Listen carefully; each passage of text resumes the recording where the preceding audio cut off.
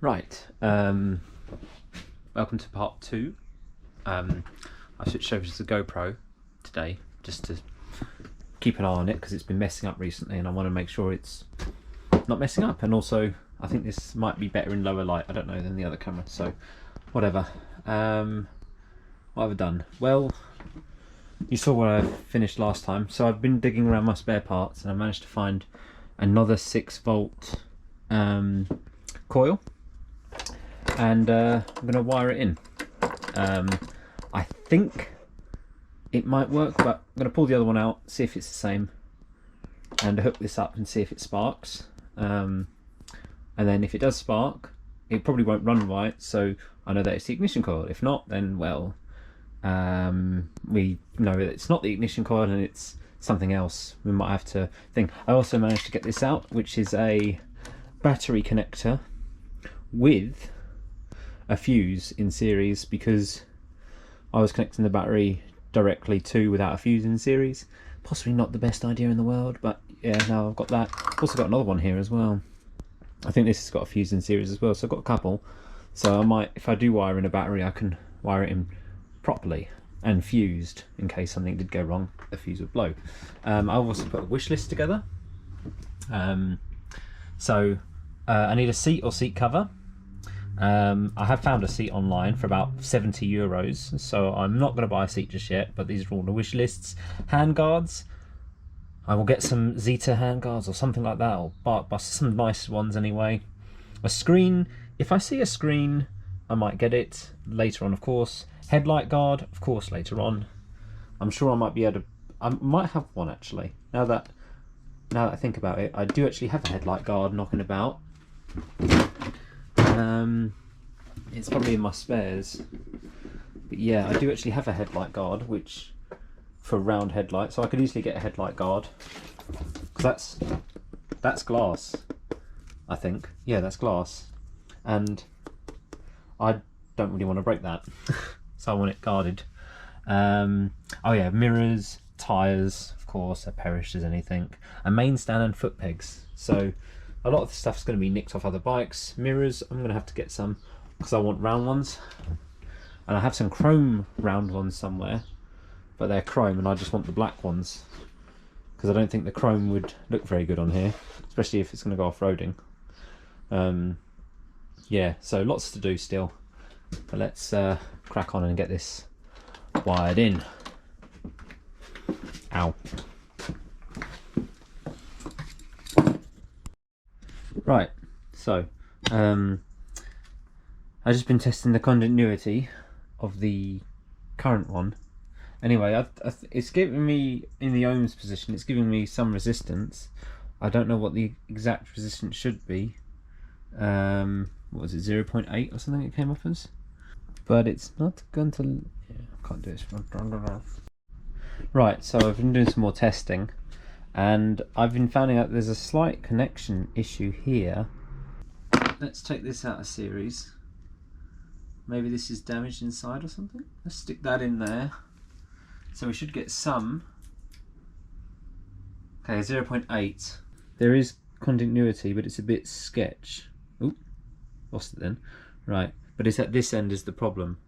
So I've got that in there now. I'm going to try putting the cap back in. See if I can get it to be stable, because it's not stable.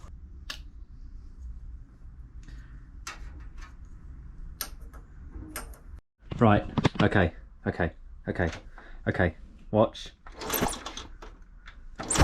Did you see that? Come on.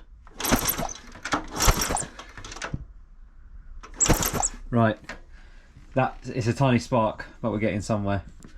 Right, this mess of wires. Now I'm going to start to unplug a couple of wires and see if that changes anything. So I'm going to get rid of this messy earth and see if this changes anything. If this doesn't change anything, then I don't need that wire. So, oh my goodness, God, it's a spark. This is the best news ever, or the worst news ever, because now I've got it sparked. So maybe I can get it started, but I can't get it on the road until at least next year, when they want to blinking do the import stuff. Okay.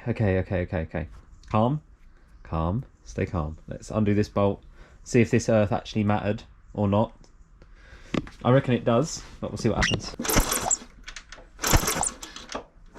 Okay, so we do need to earth it. Fine. Brilliant. So that needs to be earthed.